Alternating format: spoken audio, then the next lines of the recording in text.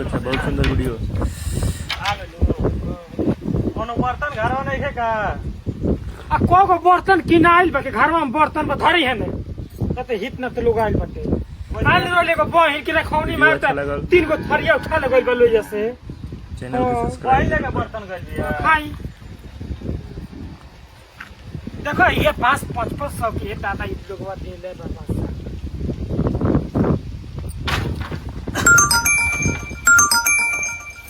Hello हाँ भाई कहाँ ले पहुँचल बड़ा हटी नी ठीक बा आवत नहीं भाई और भौजी आवता लो 1200 हाँ आवल लोग मर मर के कटनी धोनी कइल हवे दौरी करनी हम मिस के कुट के अब वहां से बैठ के घर रेली है। जब काम के दिन होता तो लोग बाहरा माजा मारता हमने का जब बल भिकरी के दासा भइल बा अब वहां से बाहर से फिर से बोरा भर के बाहर लेकर जाई है जाई रोत ये लिखल बेगारी खटक के जाई खाली बार खाली भाई भौजाई के गांड धोइल करी अब तले बाहर से बुझा के घर इतना धोइल बाटे आइली बाहर से तो जेना नहीं खाना घोटाला कोई के दीदी अचार धोइले बानी तनी अचार जब करे के कोनो जानी बालो नहीं हई अचार हम डाबा में बंद करके लुकावा तो हम धरे तनी ना तो ये तुमका दाल भात का खाली अचार चार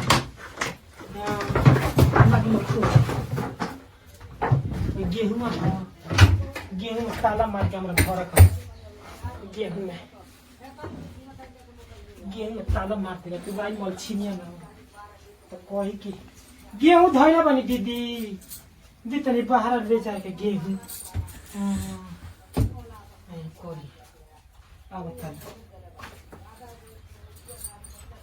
बाकस खेती को ढाक देना था लागी बाकस खोल लागी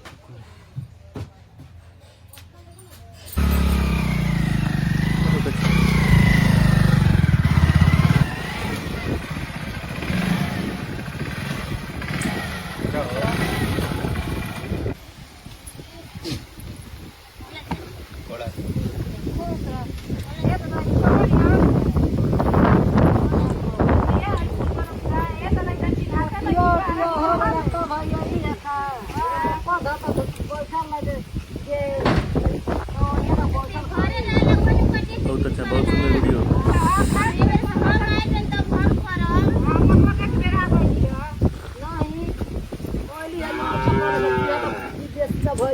देखो जी काकी जी वीडियो अच्छा लगा और देखो अच्छा तो आई लिया चैनल को सब्सक्राइब घर में ढूकी गई अरे मर्द के दीवाना बिया मर्द का दीवाना भइल बिया तो जिंदगी भर रहले रह जाई एगो भाई काकी ले जा को धके आ धा दल बन के आई लिया बैठल खाए अच्छा लगा तो कमेंट जरूर जान छुए दिया ओकरे कूलर के हवा लागता फ्रिज के पानी पिए दिया हम तो अच्छा तो है गांव के महती ज्यादा हमनी का मारदा तो सुपर। मारदा बड़ा निमन बा हां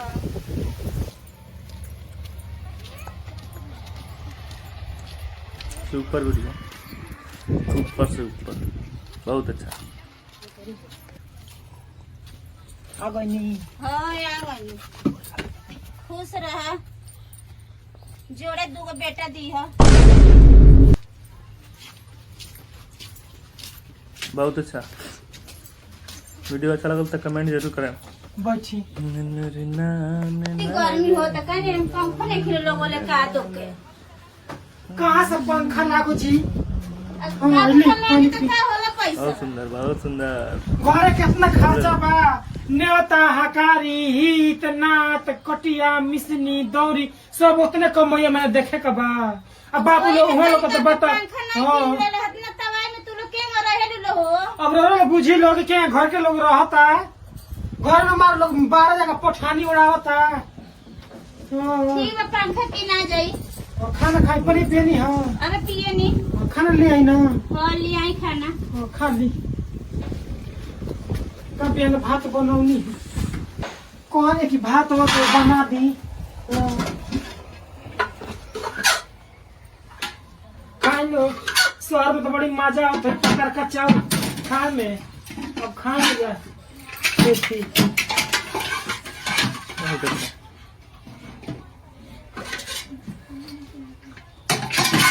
लाल कमे बाबे लेके ऐसे स्कूल में से का खोल से खा ली। कोटा चाल होगा हाँ तो घर के किन के चाव खाओ जी। धाना हुआ लोग धाना खत्म हो गई धानमा आज खत्म हो गई। धानमा बेच के आई रोपनी समझ बनिहारी लोग करे लगे देहानी लोग के कहां से देहल जा घरे इतना होता पहले का दहारा होता दो ही जाता। भरो मर्च ने के भरल का घरे आज भरो मरचा कहां भरल पे जी। भरो मरचा तक अगले साल का भरले रही खत्म हो गई भरुआ मरचा बा नहीं भरुआ मरचा ये भरी आम बहुत होता अच्छा। किलो का चारों डाल दे। वीडियो अच्छा लगल कमेंट जरूर करके मुसारी जन तब न मिली घर बैठल ना मिल जाई मुसहरी लोग फ्री में दे दी ना। और लोग पैसा नहीं भेजल जाला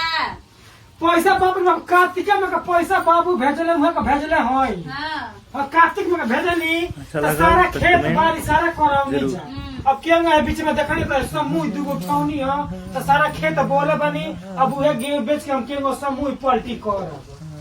हां वो तो कोई नहीं कि हर महीना में हम पैसा भाभी लगे भेजेनी कमेंट तो जरूर मैं और मुंह चैनल पर को कोई सब्सक्राइब भी हम करना भाभी का पैसा भेजी ले और साथ साथ तू ही जन भेजले रहलू 600 रुपया ऊपर उनकी से- लड़का से तौने बहुत पैसा है तो से 1200 पैसा आई नहीं है। हां तब हमको हक ना कहता नहीं उहे को आयत रहनी तब वो यहाँ धरत हो हम पैसा तो पानी पर ए कोटा के चाल कैसा लागत आटे ना पन छुछुर लागत आटे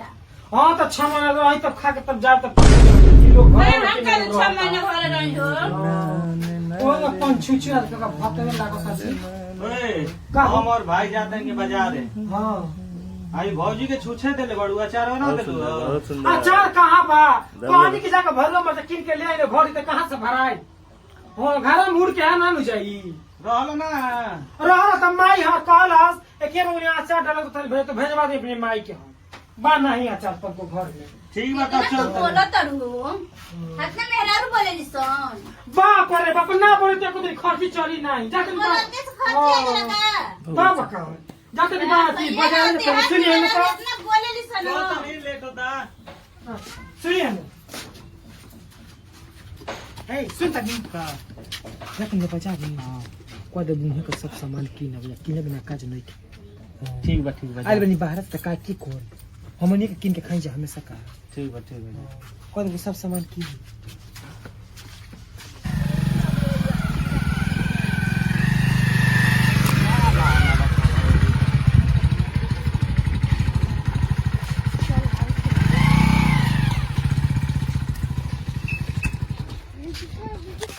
भौजी ए भौजी आ गई नहीं जा बाजार से ना रह सुन तनी तनी देखम बाहरिया बन तनी वहां के भेजम ठीक बा क्या कहत रुका बाजारिया गई रहनी है त के सामान किनल हमारी किनिया का किनाइल दो बरा आटा बहुत रहला अच्छा। तेल रहला साबुन वीडियो अच्छा लगल सरफ कमेंट रहला, जरूर करके आज से बहरो में किनिए खाए के बाटे आ खेतवा बरिया बोआइल बा उ का होई अरे तक का हो गइल खा लेलस एक दिन खाइए लस का हो गइल ले लेनी उतना काय सब खातिरा रबिहे धंधा बाटे भाई भौजाई लोग के खियाई एथी करिए घर के तन भइल बा आटा पिसन त डर मत पूछी कि कितना हम भर्ती लगौले बने कितना ना यकीन के लिए के दिरौरा अरे छोड़ द का हो गइल काय ते छोड़ी वो जैसे पैसा हम भेज रहनी है तो घर में का भइल लगे किलो कमेंट लगाने करें और के चैनल को आटा पूरी सब्सक्राइब भी पूरी करें। चाउर और जाई और के उन्हें साथ-साथ पंचायत कर लेना शेयर। उनके बोला कर ले आई जरूर। आ खेत बंटवारा क के तब हमनी के बाहर चले जाई वो खेतवा में बैठ के देले हम केहू के न बटहिया तो हम आए हम तो वही आदमी से मांगम न ते ही कम बड़े ना हुए कम बिया तनी हाँ। दोनों एकदम घर में आग लगा देल बाड़ सब आग हम लगावे आइल बनी तो तोरा के छोड़ दे हूं भाई के ना छोड़े हां तो भाई के तरह छोड़ो पूरा घर के तनी बंटवारे करे के चक्कर में बाड़ घर अलग करो तनी खा हां तो सब जाके बोला के लेके आई दुके पंचायत कर लो ओकरा के नमस्कार हर महादेव हमनी के वीडियो कैसन लागल है लाइक कमेंट शेयर जरूर करब लो आ हमनी के वीडियो बनेला के ई उद्देश्य बा कि कुछ ऐसा परिवार बा कि जब एगो मेहरारू जब बाहर रहे ले जे घरे करेला ओरेला तो उहो मेहरारू अलगे किस्म के निकल जाला मगर ऐसा ना सोचे के चाहिए कुछ परिवार में कुछ घरे भाई लो बालो नु कि बड़ा मेहनत से अपन घर चला लो बाकी बाहर के लोग आवेला कुछ चीज के ना समझेला कि हम सब किन के काहे के दी ये सब चीज होला गाँव में ऐसा कुछ परिवार बा मगर ऐसा ना करे के चाहिए अपना भाई के भी लेके चले के चाहिए, अपना भाई भौजाई के पूरा सबके साथ में लेके चले के चाहिए। आ कमा तो नहीं 10 रुपया तो 5 रुपया भाई के ऊपर खर्चा करो तो क्या दिक्कत है। हमारे घर में झगड़ा जरूर ना करे के चाहिए। चलिए हमने के वीडियो अच्छा लगा हो तो लाइक कमेंट शेयर जरूर करो। नमस्कार।